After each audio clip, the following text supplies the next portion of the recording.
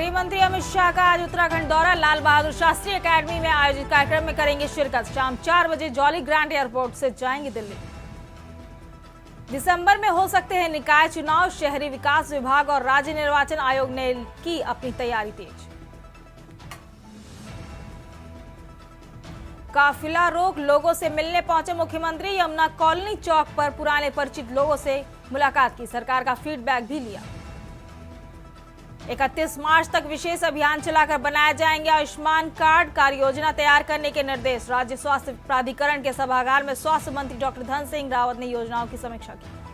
भू कानून का उल्लंघन करने वालों पर कार्रवाई। सरकार ने स्थानीय लोगों को सावधान किया। कहा ऐसे बाहरी लोगों से जमीन ना खरीदें। जल्द शिफ्ट होगा देहरादून का आढ़त बाजार। दून वासियों को जाम से मिलेगी निजात। मंत्री प्रेमचंद अग्रवाल ने किया निर्माण कार्यों का निरीक्षण। आप देख रहे हैं के न्यूज, खबरों का सारथी। नमस्कार, आप देख रहे हैं के न्यूज इंडिया। मैं हूं दीपिका वर्मा आपके साथ उत्तराखंड के बुलेटिन में, और बात करेंगे बड़ी और अहम खबरों की। और इस वक्त की अहम खबर बता रहे हैं देहरादून से, जहां गृह मंत्री अमित शाह का उत्तराखंड दौरा। आज सुबह 11 बजे जॉली ग्रांट एयरपोर्ट पे पहुंचेंगे गृह मंत्री। LBS एकेडमी मसूरी जाएंगे गृह मंत्री अमित शाह। देहरादून से अहम खबर बता रहे हैं, जहां गृह मंत्री अमित शाह का दौरा। आज शाम 4 बजे जॉली ग्रांट एयरपोर्ट से जाएंगे दिल्ली।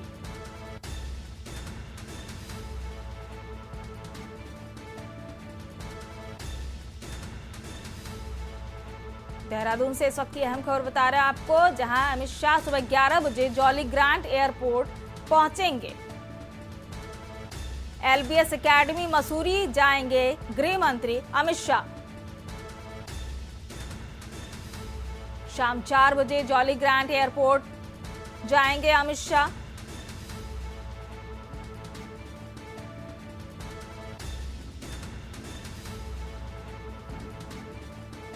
देहरादून से इस वक्त की अहम खबर बता रहे हैं, जहां अमित शाह का आज दौरा। LBS एकेडमी मसूरी जाएंगे गृह मंत्री। शाम 4 बजे जॉली ग्रांट एयरपोर्ट पहुंचेंगे गृह मंत्री अमित शाह। आज गृह मंत्री अमित शाह का उत्तराखंड दौरा। सुबह 11 बजे जॉली ग्रांट एयरपोर्ट पहुंचेंगे गृह मंत्री अमित शाह।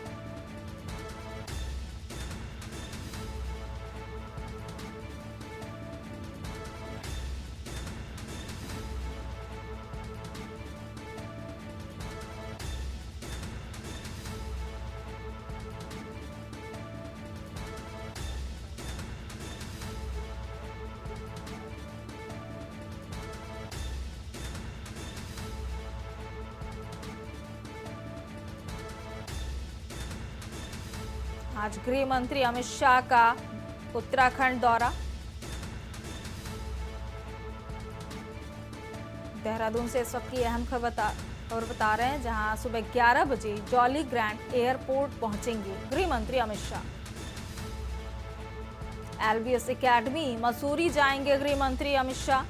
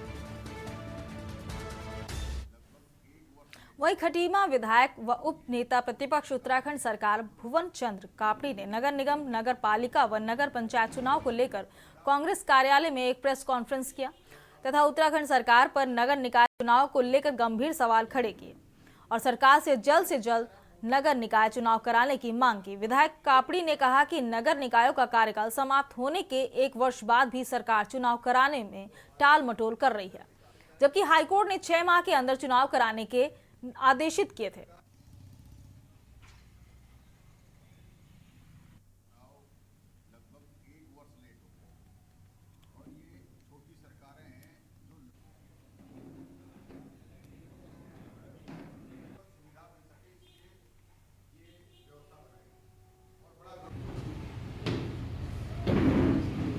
निकाय के चुनाव लगभग 1 वर्ष लेट हो गए हैं और ये छोटी सरकारें हैं जो लोगों के नज़दीक चुनकर जनप्रतिनिधि जाते हैं और उनके जो कार्य हैं उनको वो करवाते हैं। इसका ये उद्देश्य यही था कि नेता को जो है कि जनता के नज़दीक जो है पहुंचाया जाए। इस उद्देश्य से ये पंचायतों का गठन हुआ था और इन्हें ताकत दी गई थी। लेकिन जब ये भारतीय जनता पार्टी की सरकार है, ये इन चुनावों को कराना नहीं चाह रही है। लोकतंत्र पे शायद इनको भरोसा नहीं है। आप समझिए कि 5 वर्ष पहले जिस दिन, आप तो 6 वर्ष हो गए, 6 वर्ष पहले जिस दिन नगर पालिका के बोर्ड की बैठक होती है, उस दिन तय हो जाता है कि सरकार को 5 वर्ष बाद कितनी तारीख तक चुनाव कराना है। 5 साल का समय सरकार के पास होता है। 5 साल पहले तिथि तय हो जाती है कि इस तारीख तक नया बोर्ड बनना है।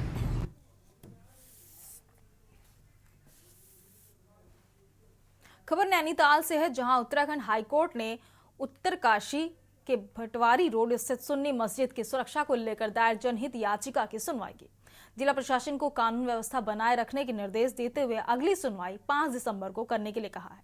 याचिकाकर्ता ने उच्च न्यायालय को बताया है कि 1 दिसंबर को मस्जिद के खिलाफ महापंचायत प्रस्तावित है, इसलिए महापंचायत पर रोक लगाते हुए मस्जिद की सुरक्षा की पुख्ता इंतजाम कराए जाएं। हालांकि राज्य सरकार ने खंडपीठ को बताया कि प्रशासन ने महापंचायत की अनुमति नहीं दी है। साथ ही लगातार सुरक्षा जारी होने का दावा भी किया है। बता दें कि अल्पसंख्यक सेवा समिति ने यह याचिका दायर की है। उत्तरकाशी जामा मस्जिद भटवाड़ी रोड के लिए हमने प्रोटेक्शन पिटीशन कोर्ट में फाइल की थी। लास्ट डेट में कोर्ट ने प्रोटेक्शन ऑर्डर भी जारी किया था और स्टेट से स्ट्रिक्ट इंस्ट्रक्शंस के लिए इसमें मंगवाया था। आज स्टेट ने इंस्ट्रक्शंस कोर्ट के सामने रखे हैं कि सभी लॉ एंड ऑर्डर को स्ट्रिक्टली मेंटेन किया जा रहा है। दिन में और इवन रात में भी वहाँ गश्त की जा रही है और जो भी रिलीजियस इंस्टीट्यूशन है और मॉस्क है उसको प्रोटेक्ट उसकी सिक्योरिटी की जा रही है। और हमने कोर्ट से कहा था कि 1 दिसंबर को एक रैली ऑर्गेनाइज करने के लिए प्लान है महापंचायत के लिए, तो उसको रोका जाए। तो स्टेट काउंसिल ने कोर्ट में इन्फॉर्म किया है कि ऐसी किसी भी रैली के लिए स्टेट ने परमिशन अभी तक नहीं दी है। सिचुएशन को देखते हुए 5 तारीख इसमें लगाई है। तो we are hopeful that law and order shall be maintain और ऐसी कोई रैली किसी भी एक रिलीजन के अगेंस्ट नहीं निकाली जाएगी। खबर उत्तराखंड से है, जहां हाईकोर्ट ने प्रदेश में अभी तक छात्र संघ के चुनाव नहीं कराए जाने के मामले पर सुनवाई की। मामले की सुनवाई के बाद कोर्ट की एकल पीठ ने राज्य सरकार से 2 सप्ताह में जवाब पेश करने को कहा है। मामले की सुनवाई के लिए कोर्ट ने 18 दिसंबर की तिथि नियत की है। आपको बता दें कि किशन सिंह ने याचिका दायर कर कहा कि राज्य सरकार ने एक आदेश जारी कर कहा था कि सभी वीवी सितंबर माह तक एडमिशन पूरा करके छात्र संघ का चुनाव संपन्न करा लें, लेकिन कई वीवी ने अक्टूबर माह तक तो छात्रों के एडमिशन कराए हैं। सितंबर माह में चुनाव कैसे हो सकते हैं? ये आदेश गलत है, इस पर रोक लगाई जाए। राज्य सरकार ने लिंग 2 कमेटी की रिपोर्ट सर्वोच्च न्यायालय के दिशा निर्देशों का उल्लंघन किया है।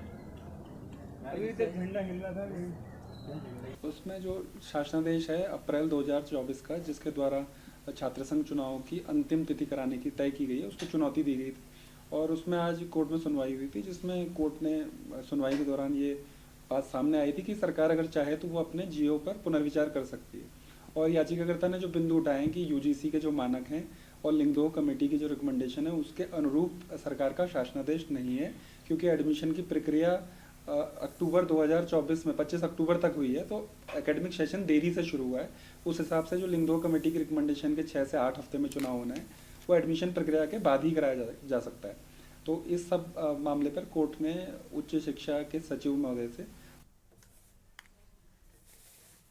उत्तर देवभूमि में सख्त भू कानून लागू करने की मांग तेज हो गई है। इसी कड़ी में मूल निवास भू कानून समन्वय संघर्ष समिति ने सशक्त भू कानून समेत अन्य मांगों को लेकर शहीद स्थल में भूख हड़ताल पर बैठने का ऐलान किया, लेकिन पुलिस प्रशासन ने इन्हें शहीद स्थल पर भूख हड़ताल करने से रोक दिया।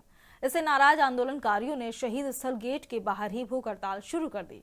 हालांकि देर शाम पुलिस ने जबरन प्रदर्शनकारियों को वहां से उठा लिया, जिससे हंगामा हो गया। वहीं विपक्ष का आरोप है कि सरकार जनता की आवाज को दबाने का प्रयास कर रही है।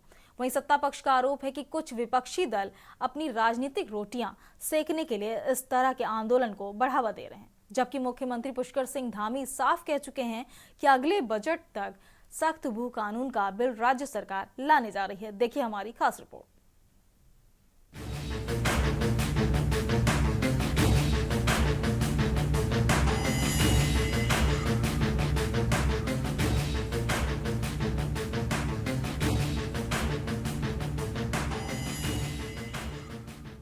उत्तराखंड में हिमाचल प्रदेश की तर्ज पर राज्य में सख्त भू कानून लागू करने की मांग तेज होती जा रही है। इस कड़ी में भू कानून मूल निवास संयुक्त संघर्ष समिति के संयोजक मोहित डेमरी ने भूख हड़ताल पर बैठने का अल्टीमेटम दिया था। हालांकि पुलिस ने कचहरी स्थित शहीद स्थल की घेराबंदी कर दी और गेट पर ताला जड़ दिया। मोहित डेमरी और समिति के पदाधिकारी और विभिन्न संगठनों से जुड़े लोग शहीद स्थल पहुंचे तो उन्हें गेट पर ही रोक दिया। इस पर आंदोलनकारियों ने नारेबाजी शुरू कर दी। इस बीच गेट के बाहर मोहित डेमरी भूख हड़ताल पर बैठ गए हैं। पूरे दिन शहीद स्थल के बाहर हंगामा चलता रहा। कई बार पुलिस के साथ नोकझोंक की स्थिति भी बनी। हालांकि बाद में पुलिस ने प्रदर्शनकारियों को हिरासत में लेकर उनकी भूख हड़ताल को समाप्त कर दिया, जिसके बाद विपक्ष सत्ता पक्ष पर हमलावर हो गया। शहीदों के जो सपने हैं साकार करने के लिए भूख हड़ताल पे बैठे हैं और शहीद स्मारक पर हम भूख हड़ताल शुरू करने जा रहे हैं। लेकिन देखिए आप यहाँ पर गेट पर ताला लगा दिया गया है। ये तो हमारा अधिकार है, हम लड़कर सरकार से अपना हक मांग रहे हैं, लेकिन सरकार हमारे इस अधिकार को भी हमसे वंचित कर रही है। हमारा मानना है कि इस राज्य में भूमि के कानूनों में इतने छेद कर दिए गए हैं कि यहाँ तो बहुत बड़े बड़े माफिया आ गए हैं। सारी हमारी जमीनें खत्म हो रही हैं, हमारे किसान, हमारे काश्तकार, हमारे लोग भूमिहीन हो रहे हैं। बाहर से आने वाले लोग मालिक बन रहे हैं जमीनों के और हमारे लोग नौकर चौकीदार की हैसियत उनकी हो गई है। मूल निवासियों को अपने राज्य में नौकरियां नहीं मिल रही, रोजगार नहीं मिल रहा, कोई लाभ नहीं मिल रहा है। तो ये संघर्ष एक तरह से अपनी अस्मिता को बचाने का, अपनी पहचान को बचाने का है और ये एक तरह का एक बहुत बड़ा संघर्ष है यहाँ की उत्तराखंड की जनता का। उत्तराखंड की जनता ने उत्तराखंड राज्य निर्माण में इतनी बड़ी भूमिका निभाई, यहाँ की माता शक्ति ने निभाई, पूर्व सैनिकों ने निभाई, युवाओं ने निभाई। तो आज एक बार फिर उत्तराखंड को बचाने के लिए, यहाँ की अस्मिता को, अपनी पहचान को बचाने के लिए संघर्ष चल रहा है। निश्चित तौर पर सरकार को ये डर है कि सरकार की जो पोल पट्टी है वो जनता के बीच खुल रही है और सरकार जो बार बार झूठ बोल रही है उसकी कलाई भी इन आंदोलनों से खुल रही है, क्योंकि राज्य की जनता बार बार भू कानून की मांग कर रही है। कांग्रेस पार्टी लगातार भू कानून पर सरकार से जवाब मांग रही है, लेकिन सरकार के पास कांग्रेस और जनता के सवालों के जवाब नहीं है। इसीलिए जो है आंदोलन को या जो भी आवाज़ उठा रहे हैं उनको प्रताड़ित करने की नीति पर सरकार चल रही है। देखिए लोकतंत्र में देखिए मेरा तो एक मानना है कि हिंसक न सरकार को होना चाहिए और न किसी आंदोलनकारी को।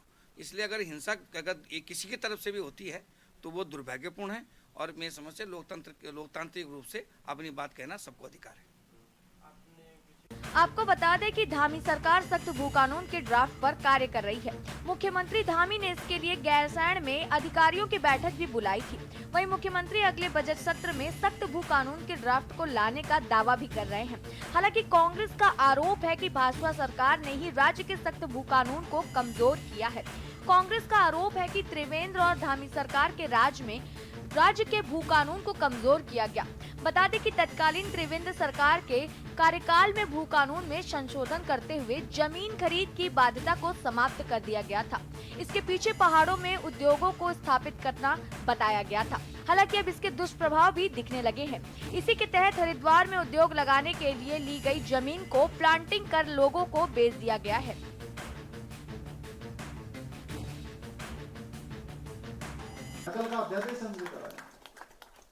हम भूमि का कानून बना रहे हैं, आप देख रहे होंगे भूमि का कानून जब आएगा तब आएगा, लेकिन उससे पहले ही तमाम जमीनें जो है जिन्होंने गलत तरीके से खरीद रखी है जब्त तो हो रही है। अखबारों में पढ़ रहे हैं ना, और हम जल्दी जो है भूमि का कानून भी लेकर आएंगे। भारतीय जनता पार्टी की जो नीति है, जो नियत है, उसमें शुरू से खोट रहा है। अभी आप देखिए किस तरीके से जो FRI है उसका भी सर्वे करने का कार्य कर रहे हैं। आपने देखा उनके पास 150 से 200 जो है बीघे के करीब ज़मीन है, और इस तरीके से जितनी भी ज़मीनें हैं सब पे वो जिस तरीके से पहले उसको कब्जा कर रहे हैं, फिर उसको प्लॉटिंग करके बेचने का काम कर रहे हैं। आप उसको पब्लिक इम्पोर्टेंस, पब्लिक यूटिलिटी के नाम पे ले रहे हैं कि इससे जनता का भला करेंगे, हम वहाँ पे जो है जनता के लिए उपयोग करेंगे, लेकिन उसको फिर वही बात आई कि पूंजीपति जो मित्र हैं उनके फेवर के लिए बेचने का कार्य कर रहे हैं। तो ये भारतीय जनता पार्टी भू कानून क्या लेके आएगी? पहाड़ से लेकर मैदान तक तो आपने अपने पूंजीपति मित्रों को बेच दिया है, आप भू कानून की बात करते हैं। मैंने आपसे कहा कि भारतीय जनता पार्टी की नीति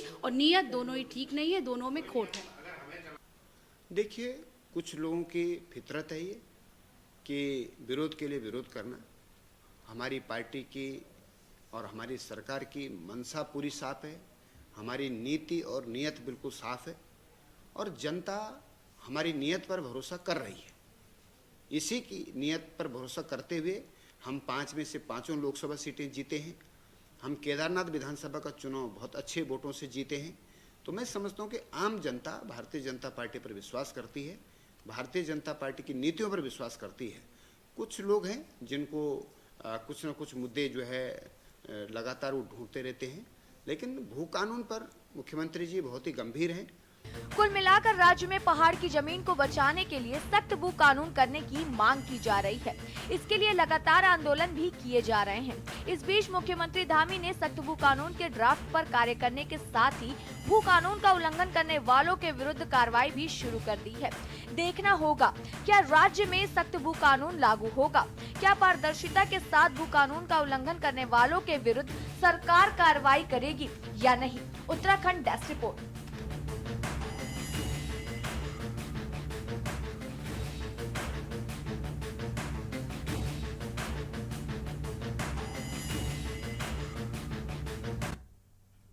खबरों का सिलसिला लगातार जारी रहेगा। रुकते हैं छोटे से ब्रेक के लिए। ब्रेक के बाद आपका एक बार फिर से स्वागत है। बात करेंगे खबरों की। खानपुर से भाजपा के निवर्तमान विधायक कुंवर प्रणव सिंह चैंपियन एक बार फिर चर्चाओं में हैं। चैंपियन किसी न किसी बात को लेकर हमेशा सुर्खियों में रहते हैं, और अभी हाल ही में चैंपियन का एक ऑडियो सोशल मीडिया पर वायरल हुआ, जिसमें वो गाली गलौज व धमकी देते हुए सुनाई दे रहे हैं, जिसको लेकर कैंप कार्यालय पर पत्रकार वार्ता कर चैंपियन खनन माफियाओं के ओवरलोड डंपर को लेकर काफी आक्रामक दिखाई दिए। उन्होंने चेतावनी देते हुए कहा कि अगर जल्द ही अवैध खनन और ओवरलोडिंग डंपर बंद ना हुए तो वह अपने समर्थकों के साथ आंदोलन करने के लिए मजबूर हो जाएंगे। हेलो, हाँ बाबूजी है चैंपियन बाबूजी ले बात कर ले यार। रोड पे गाड़ी मोड़ है, एकदम अचानक गाड़ी पीछे आ गई। क्या मंत्री बता, ट्रक वाला है? अरे हेलो, कौन बोल रहा है? कौन बोल रहे हैं? राजा प्रणव सिंह चैंपियन मंत्री। अच्छा अच्छा अच्छा, ये ट्रक तुमने लोगों को मार, इसकी हवा निकाल करके अभी इंस्पेक्टर को बुला रहा हूँ, इनको जब्त करा रहा हूँ दोनों डंपर को। अरे नहीं सर, ये तो मेरी गाड़ी में टक्कर लगती है अभी। दोनों पुलिस के गनर, दोनों मेरे गनर बैठे थे उसमें।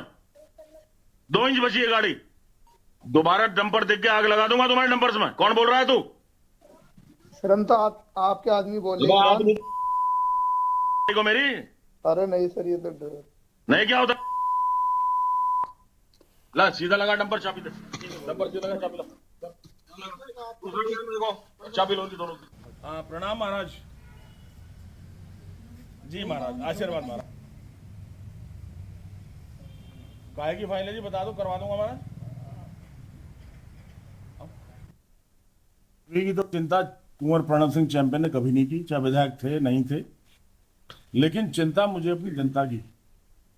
हमारे क्षेत्र में अनाधिकृत रूप से ये खनन की काली कमाई के जो बड़े बड़े वाहन चल रहे हैं, डंपर हो, ट्रेलर्स हो, ट्रॉले हो, और बेइंतहा स्पीड पे चलते हैं, बेखौफ होकर के गुंडागर्दी कर रखी है। हद हो गई। पहले तो मेरी गाड़ी को साइड मारी, उस दिन तो 2 ही थप्पड़ लगा के छोड़ दिया उसको, ड्राइवर को। मैंने कहा आगे के लिए सही रहेंगे। उसके 3 दिन बाद डंपर भरा हुआ पूरा 300 क्विंटल का, और हमारी स्कॉर्पियो में टक्कर मारता। उसमें दोनों पुलिस के गनर, मेरे पर्सनल सिक्योरिटी के 2 लोग, और क्षेत्र के थे 2 लोग, और एक ड्राइवर। वो सब बेचारे मर जाते, गाड़ी पलट जाती। हम रुके, एक डंपर सौलानी वाले ढलान पे ऊपर चढ़ रहा था, दूसरा सामने से बैक हो रहा था। मैंने उसे उतारा, मैंने कहा भाई क्या तरीका है, गाड़ी में हॉर्न भी बजते हैं, तेज हॉर्न लगा रखे हैं, 6 हॉर्न लगे हैं गाड़ी में। अब रुक करते हैं अगली खबर का। अगली खबर में आपको गदरपुर से बता रहे हैं, जहां बांग्लादेश में हिंदुओं पर हो रहे अत्याचार को लेकर गदरपुर के बंगाली बाहुल्य क्षेत्र में विरोध प्रदर्शन चल रहा है। बांग्लादेश ढाका इस्कॉन भगवान कृष्ण के अनुयायी से जुड़े धर्मगुरु चिन्मय कृष्ण दास की चटगांव की एक अदालत में जमानत खारिज कर दी गई। उसके बाद उन्हें जेल भेज दिया गया। इसी को लेकर दिनेशपुर बंगाली बाहुल क्षेत्र के काफी लोगों ने विरोध दर्ज किया और तत्काल केंद्र सरकार से निवेदन किया कि धर्मगुरु चिन्मय कृष्ण दास को जेल से रिहा कराया जाए।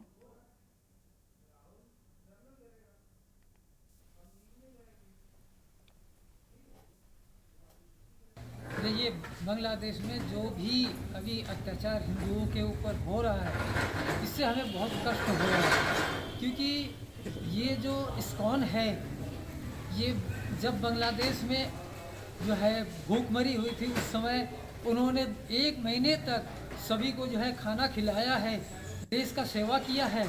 और ऐसे देश के सेवक को देशद्रोही जो है बना के उसको जेल में ठूस देना, ये बहुत ही निंदनीय है।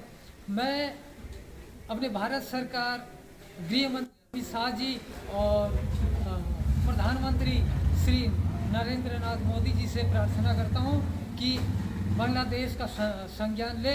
यदा हि धर्मस्य ग्लानिर्भवति भारते अभ्युत्थानं धर्मस्य तदात्मानं सृजाम्यहं परित्राणाय साधूनां विनाशाय च दुष्कृतं धर्म संस्थापनार्थाय संभवामि युगे युगे। दिन आ गया है।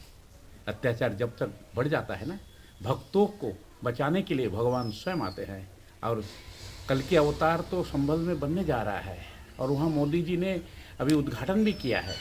और बांग्लादेश पर जो अत्याचार हो रहा है हिंदुओं पर, ये देखिए हमारी भारत सरकार, ऐसा है कि ये जो कई जो देश बना है भारत से, ये सब एक ही था।